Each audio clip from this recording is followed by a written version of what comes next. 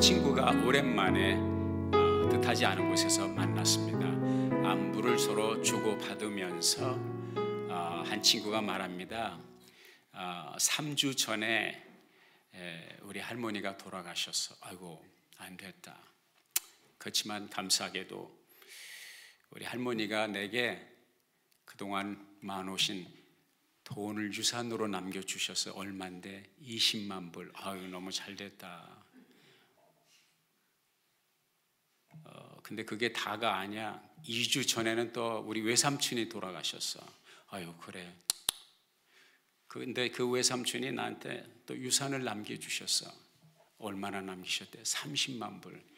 너 해프 밀리언웨어가 됐네. 너 좋겠다. 그게 다가 아니야. 지난주에는 고모님이 돌아가셨어. 그래. 근데 그 고모님이 100만 불을 유산으로 남겨주셨어.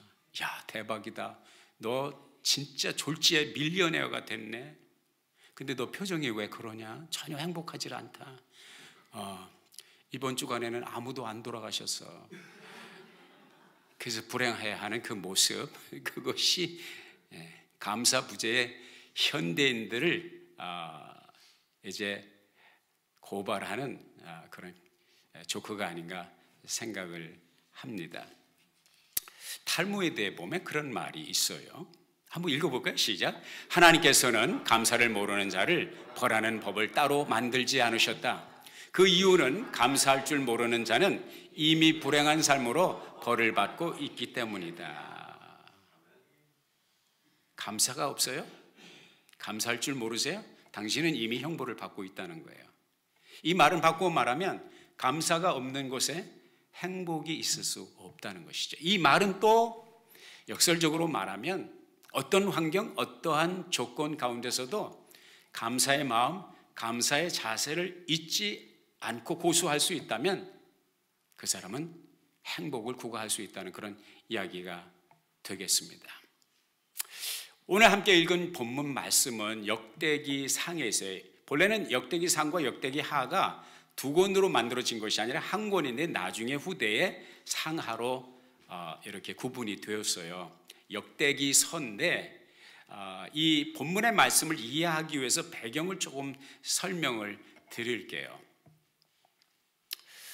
BC 586년, 그러니까 주님 오시기 전 586년에 신흥 제국 바벨론 제국에 의해서 예루살렘이 함락이 되고 성전은 불타 소실이 되고 성벽 다 무너지고 유대 역사에 있어서, 팔레스틴 유대 역사에 있어서 참혹한 고통의 순간을 맞이하게 됩니다. 물론 이들은 하나님께서 그토록 선지자들을 통해서 바른 길을 가라, 바른 길을 가라 하나님께서 외치셨지만 귀를 막고 하나님의 말씀을 등지고 살아가는 유대 백성들을 향한 하나님의 마지막 가슴 아픈 채찍이었죠. 그래서 586년에 남왕국 유다가, 북왕국 이스라엘은 이미 벌써 721년 어간에 함락이 되었고요. 이러한 순환의 때를 겪었지만은 이 역사가 성경에 기록이 되어 있는데 성경 말고 성경 외에 성경이 하나님의 진실된 역사라는 것을 입증해주는 보조 자료, 참고 도서와 같은 것이 있는데 그 중에 하나가 바로 archaeology, 고고학이라는 것이 있습니다.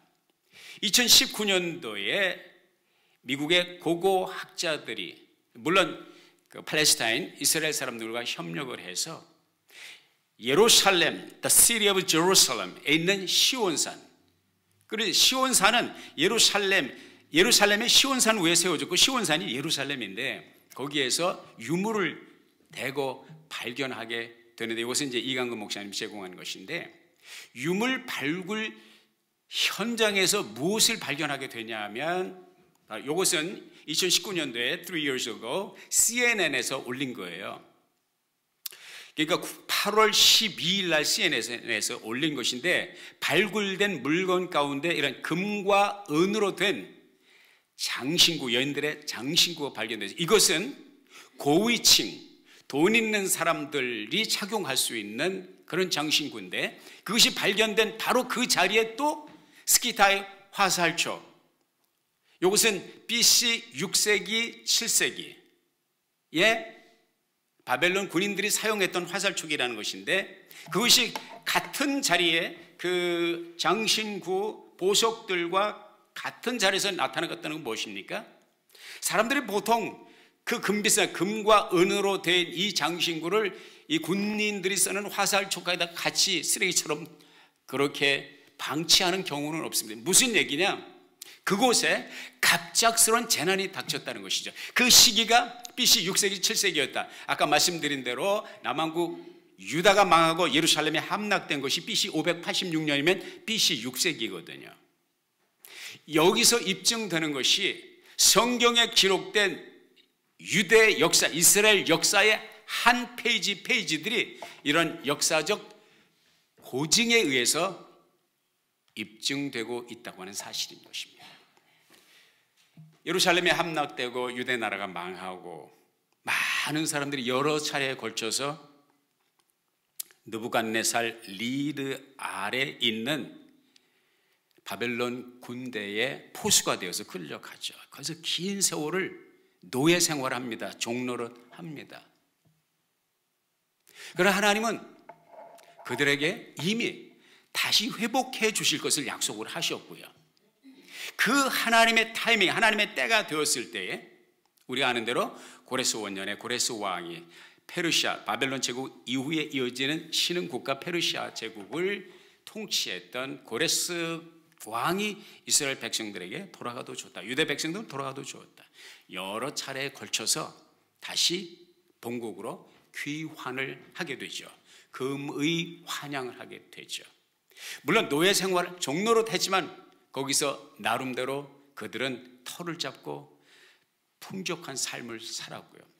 그래도 자유가 좋고 그래도 조국이 좋다고 해서 고국으로 흥분하여 꿈과 비전을 안고 고국을 향해서 돌아간 유대 백성들이었지만은 그들을 맞이했던 현실은 저들의 꿈과 저들의 비전과 사뭇 다른 괴리가 있었습니다. 성전을 다시, 솔로몬의 그 무너진 성전을 다시 건축을 했다고 하는데 그 성전이 너무너무 초라했어요. 옛날에 보스로 끌려가기 전에 예루살렘 성전, 또 예루살렘에 아직 남아있던 그 올드타이머들이 기억하는 지난 세대의 솔로몬 성전의 영광스러운 모습을 알고 있던 그 올드타이머들은 성전이 재건되고 나서 낙성식을 할 때 통곡을 합니다. 성전은 낙성식 완공이 되는데 기쁨이 아니라 슬픔의 눈물을 흘립니다. 왜? 옛날에 그 영광을 보았기 때문에. 그 영광에 비해서 새로 지어진 재건된 그 성전은 너무너무 초라했기 때문에. 또한 그들을 맞이했던 초라한 현실은 무엇이에요? 무너진 성벽, 그들을 보호해줄 그들의 시큐리티, 그들의 프로텍션이 된 예루살렘 성곽이 다 무너지고 회파되었으니 꿈을 안고 왔지만 실망과 좌절이 그들을 기다리고 있었다고 하는 사실인 것입니다. 이들을 향해서 하나님은 다시 편지를 씁니다. 다시 기록을 하십니다. 에즈라 제사장 겸 학사인 에즈라를 통해서 이미요 이스라엘 역사는, 그때까지의 역사는 여호수아라든지 모세 오경 여호수아, 사사기, 사무엘상, 사무엘하, 열왕기상, 열왕기하 역사책이 이미 있어요.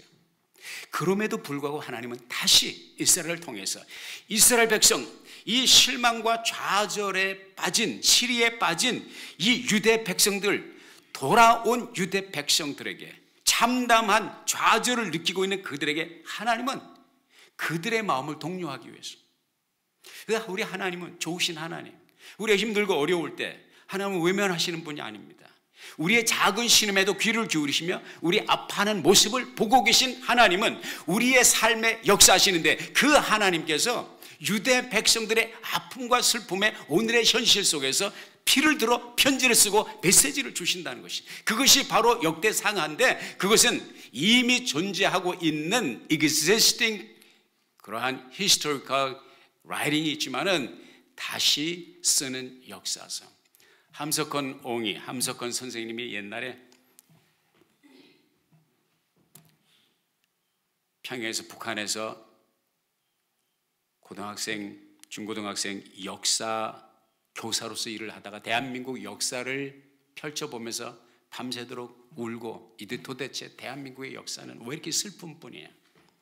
그러한 슬퍼하는 그에게 하나님께서 새로운 영적인 눈을 뜨게 하시, 역사를 새롭게 봐라, 역사를 다시 보아라. 그래서 그가 써낸 책이 바로 뜻으로 본 한국 역사예요. 인간적인 눈으로 보면 슬픔이고 아픔이고 압박이고 재난이고 고난이었지만은 하나님께서 섭리하신 역사의 관점에서 볼 때 대한민국에 희망이 있다는 거죠. 그 함석헌 옹이 뜻으로 본 한국 역사에서 말했던, 외쳤던 그 비전과 꿈은 오늘날 계속 이루어지고 있다는 사실인 것입니다. 얼마 전에 나온 그 미국의 유수한 그 주간지인가, 거기서 제가 그 이름을 뉴스위크인가 하여간 그 미국에서 펴낸 조사에 의하면 대한민국이 국가 경쟁력에서 세계적으로 군사, 경제 모든 면, 문화 모든 면에서 지금 현재 탑 6위를 마크하고 있습니다. 탑 6위인데요. 아마 내가 볼 때는 곧 러시아와 중국을 제치고 3위나 4위 정도의 마크를 할 것 같아요. 하나님은 이렇게 우리 대한민국을 들어 쓰고 계십니다. 할렐루야. 시리에 빠져 좌절해 있는 유대 백성들에게 절망하지 말라. 영의 눈으로 봐라. 나의 뜻을 살피라. 그래서 뜻으로 보는 역사, 유대의 역사를 에스라가 써 내려갔던 것이죠. 그 메시지의 핵심은 무엇이냐? 우리 하나님은 신실하신 하나님이라는 거예요. 너희 오늘의 현실은 암담하지만 너에게도 내가 줄 꿈과 비전이 있다는 것이에요. 이게 하나님의 우리를 향한 마음이에요. 너희를 향한 나의 생각은 내가 안하니 재앙이 아니요 평안이요 너희 장래에 소망을 주려 하는 것이, 예레미야 선지자를 통해서 주셨던 그 메시지처럼 역대 상하를 통해서 하나님은 시리에 빠진 돌아온 유대인들에게 이 메시지를 전하기를 원하셨던 것입니다. 그리고 그 메시지를 전하기 위한 등장인물로 오늘 다윗을 하나님께서 뽑으셨습니다. 이 다윗의 본문에 나와 있는 이 페이지의 역사는 시대적으로 볼 때 상실했던, 빼앗겼던, 방치되었던 하나님의 임재를 상징하는 하나님의 법궤, 언약궤를 예루살렘으로 다시 모셔오고 안치시키죠. 특별히 마련한 그 성소에 그 법궤를 모신 후에, 하나님의 임재를 모신 후에 너무 기쁘고 너무 즐거운 마음으로 기념 예배를 드리고 축제 속에서 다윗이 하는 말이 본문 말씀에 나와 있는 것이에요. 다시 한번 읽어보자고요. 역대상 16장 7절부터 10절까지인데 같이 한번 읽어보자고요. 시작. 그날에 다윗이 아삽과 그의 형제를 세워 먼저 하나님께 감사하게 하여 이르기를, 너희는 여호와께 감사하며 그 이름을 불러 아뢰며 그가 행하신 이 일을 만민 중에 알릴지어다. 그에게 노래하며 그를 찬양하고 그의 모든 기사를 전할지어다. 그의 성호를 자랑하라. 여호와는 구하는 자만 마음이 즐거울지로다. 아멘. 여기 보면 이 제사, 이 예배, 이 축제의 키워드, 핵심 어휘는 감사입니다. 이것이 다윗이 어떤 사람인지를 우리들에게 가르쳐주고 있어요. 다윗은 그 마음속 깊은 곳에 우러나오는 감사가 있었다는 거예요. 그것이 다윗의 신앙의 인격, 그 감사하는 마음, 그 감사하는 자세, 그 감사하는 예배는 다윗의 신앙 인격을 말해주고 있고요, 그의 삶의 패턴, 곧 라이프 스타일이었다는 것을 우리가 발견하게 됩니다. 구약의 여러 페이지에 감사라는 단어가 나오지만 다윗만큼 하나님 앞에 감사한 사람이 없어요. 다윗이 많은 시편을 썼는데 여호와께 감사하라. 여호와께 감사. 내가 주께 감사합니다. 내가 주께 감사합니다. 그 감사를 입에 달고 마음에 품고 살았던 사람인데요. 이 동일한 라이프 스타일을 가진 또 한 사람이 있는데 그게 바로 사도 바울입니다. 사도 바울은 그의 평생에 품고 산 한 단어가 있었는데 다윗이 그랬던 것처럼 감사라는 단어를 마음에 품고 살았습니다. 그도 그럴 것이 신약 성경에 보면 감사라는 단어가 64번 등장합니다. 신약에. 그 중에서 48번을 누가 한 거예요? 사도 바울이 한 것입니다. 27권의 성경 신약 가운데서 13권을 다 사도 바울이 썼고 그 사도 바울의 서신에서 48번 하나님께 대한 감사. 감사는 그의 삶의 패턴이었고 삶의 키워드였습니다. 그렇다면 감사라고 하는 차원에서 구약을 대표하는 사람이 다윗이라면 신약을 대표하는 사람은 바울이었던 것을 우리가 발견하게 됩니다. 이 두 사람에게서 공통점이 있다면 그것은 바로 두 사람 모두 감사라고 하는 라이프 스타일을 가지고 있다는 것을 발견하게 됩니다. 성경은 분명히 우리에게 진정한 크리스천, 진정한 성도의 라이프 스타일이 무엇인지를 우리들에게 가르쳐 주고 있는데 그것은 바로 뭐라고요? 감사하는 삶이라고 하는 것입니다. 감사합니까? 옆에 분에게 무조건 해봅시다. 감사합니다. 내 옆에 계셔주셔서 감사합니다. 여러분 감사합니다. 여러분 한 분 한 분에게 감사해요. 여러분이 안 계시면 내가 여기서 뭐 할 거예요? 혼자. 예? 여러분이 계시니까 내가 이렇게 섬길 수 있어요. 여러분이 계시니까 내가 열정을 가지고 비전 있고 꿈기 있고 미래가 있는 것이죠. 너무너무 감사해요. 1860년도 9월 8일 새벽에 밀워키와 시카고를 오고 가는 배가 있었어요. 목선인데 PS 레이디 엘진이라고 하는 이름을 가진 1851년에 탄생이 된 배인데 1860년 9월 8일 새벽에 그보다 작은 배가 바로 옆구리를 90도 각도로 정통으로 들이받는 바람에 데미지를 입고 들이받은 그 배는 멀쩡한데 들이받친 이 레이디 엘진 침몰하게 됩니다. 300여 명이 승선하고 있었습니다. 거의 다 죽고 100명 남짓이 생존했습니다. 이날 새벽, 이날 아침에 이 소식을 들었던 청년 가운데 한 사람이 있었는데 에드워드 스펜서라고 하는, 본래 어려서 체질이 허약하고 약체질이었는데 수영을 그렇게 좋아해서 열심히 훈련해가지고 강력한 스위머가 되었습니다. 이 소식을 듣고 이 사람이 본래 게럿 비블리컬 인스티튜트 신학교예요. 게럿이라고 하는 신학교 학생인데 자기 동생 윌리엄 스펜서와 함께 그때 이제 여러 사람들이 발런티어로 이제 라이프 가드처럼 그 현장에 갔죠. 6시간 동안 이 에드워드 스펜서가 물에 빠져 죽어가는 17명을 구했습니다. 6 동안. 15번 갔을 때는 이미 한국말로 그로기 상태, 거의 탈진 상태에서 갈 수 없는 상황인데 그래도 저 사람을 구해야 돼. 다시 달려들어.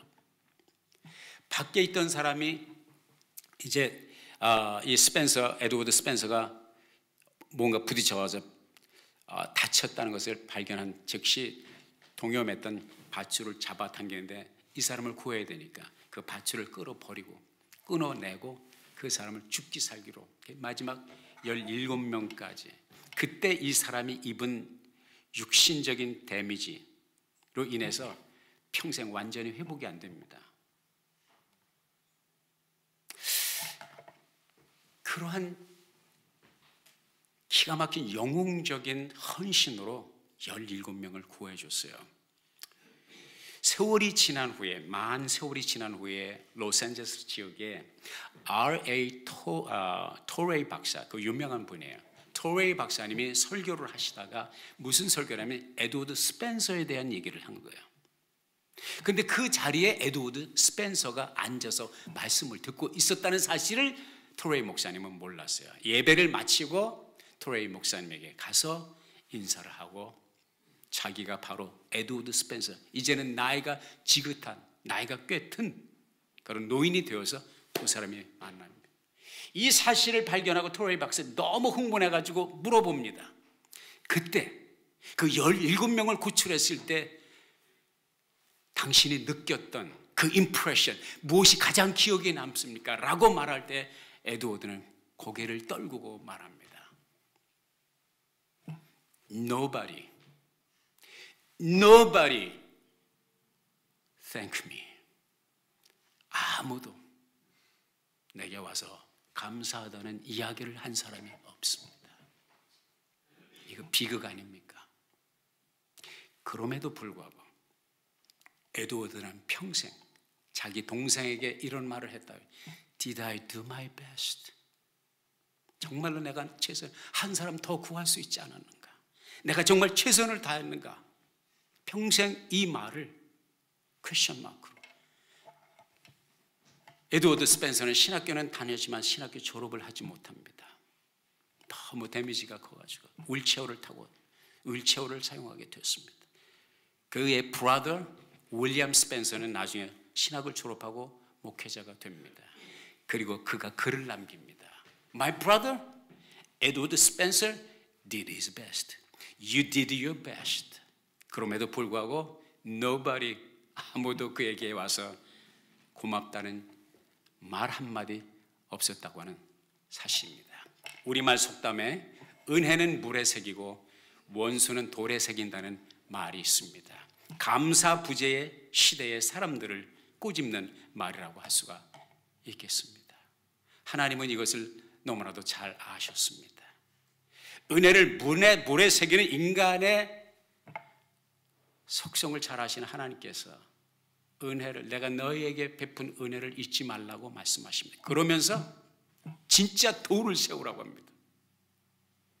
은혜는 물에 새긴다고 하는데 하나님은 물에 새기지 말고 돌에 새겨라. 이스라엘 백성들이 여호수아 영도 아래 요단강을 도하한 후에 가나안 땅을 점령하기 위해서 요단을 건넌 후에 하나님이 여호수아와 그 지도자들에게 명령한 것이며 너희들이 밟고 지나온 그 땅 한가운데 있는 돌 12돌을 취하여서 너희 숙소에 갖다 놓으라. 그래서 후대에 이 돌이 뭐냐고 물어보거든 너의 자녀들, 너의 자녀승들에게 하나님이 이렇게 역사하셔서 기적으로 요단강을 건넜다고 말하라. 하나님의 은혜를 돌에 새기라는 거예요. 사무엘 영도하에 블레셋의 갑작스러운 침략으로 망할 수밖에 없는 상황 속에서 부르짖어 하나님 앞에 기도할 때 하나님은 기적으로 블레셋을 물리쳐 주셨습니다. 대성을 거두었습니다. 미스바에서 그 역사를 경험했습니다.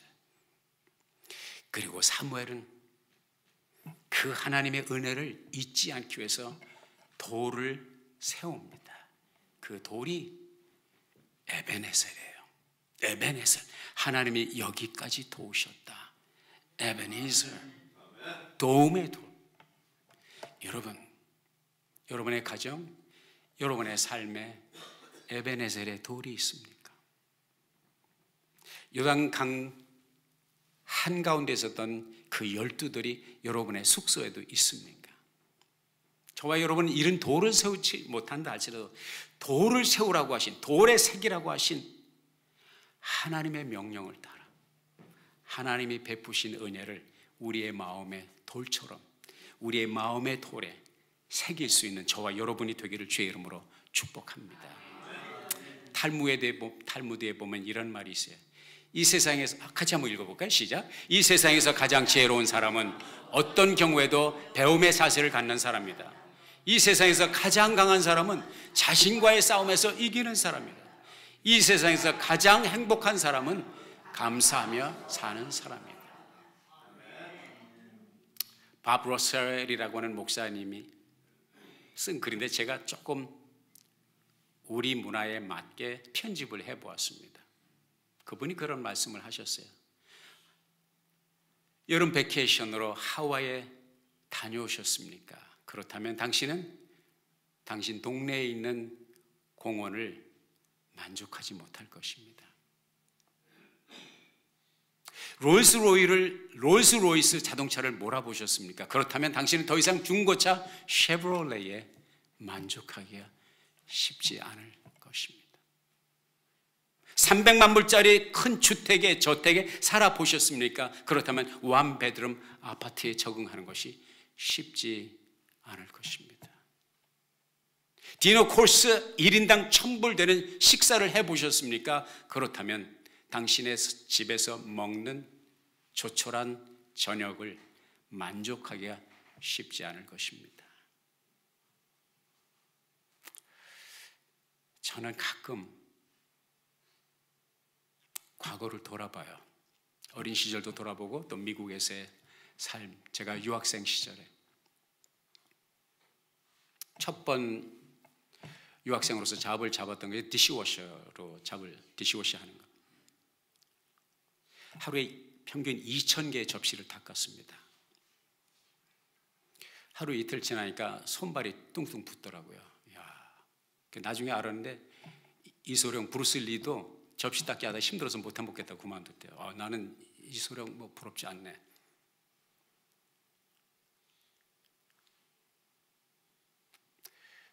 이게 힘드니까 이제 목사님이, 제가 아는 우리 선배 목사님이 취직을 시켜준다고, 잡을 아선해준다고 프로듀스 마켓을 연결시켜 주셨어요. 처음에 캐셔 일을 보는 걸로 이렇게 연결시켜 주시는데 캐셔 자리가 안 나.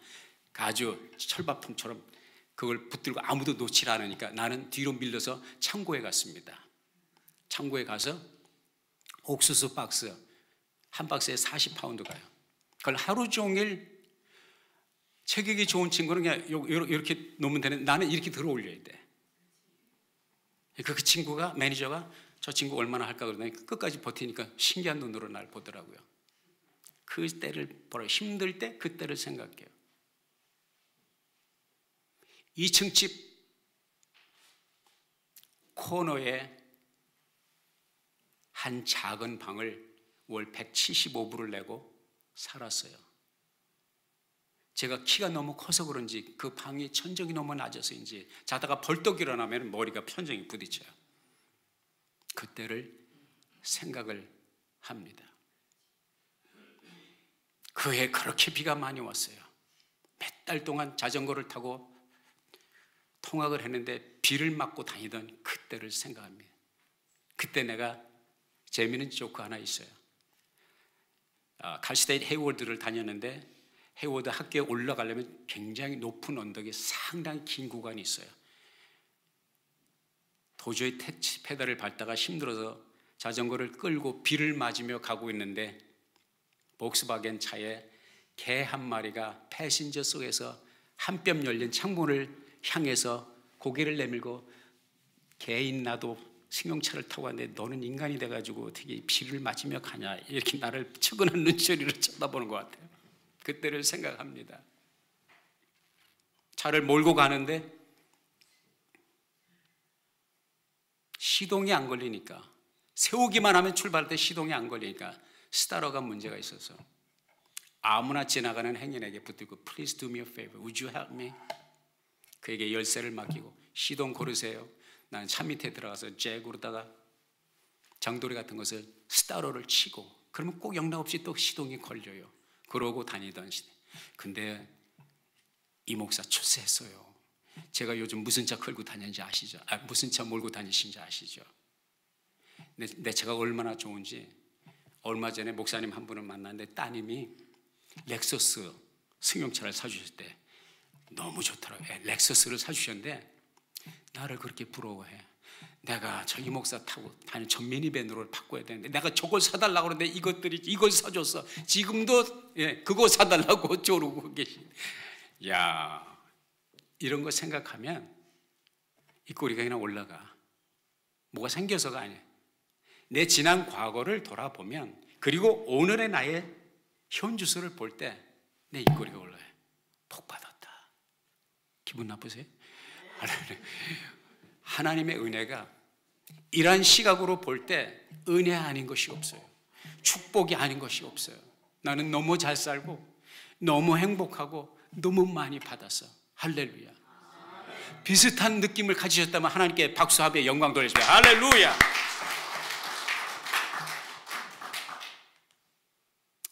진정한 크리스찬의 라이프 스타일이 무엇입니까?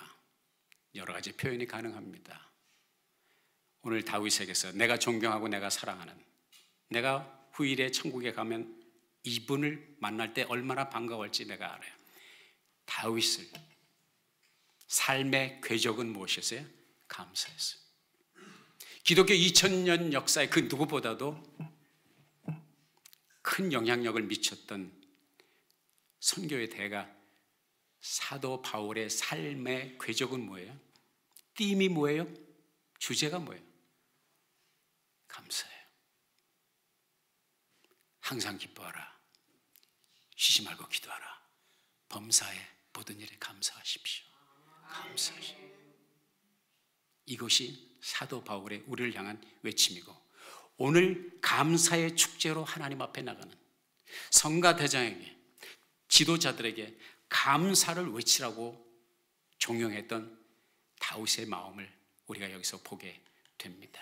이 은혜가, 이 라이프 스타일이 여러분의 삶의 궤적이 되며 어떤 환경, 어떤 조건 속에서도 하나님 은혜 아래서 행복하며 하나님께 영광 돌리는 은혜의 삶이 열리기를 예수의 이름으로 축원합니다. 기도하겠습니다. 아버지 하나님, 주신 말씀 마음에 하루 새기고요, 감사가 우리의 라이프 스타일이 되어서 주님을 향한 찬양과 영광과 감사가 끊이지 않게 하시고, 이 행복의 바이러스가 나를 통하여 나와 함께하는, 나와 옷깃을 스치는 사람들에게 전염되는 전파자가 되게 해주세요. 예수님의 이름으로 기도했습니다. 아멘.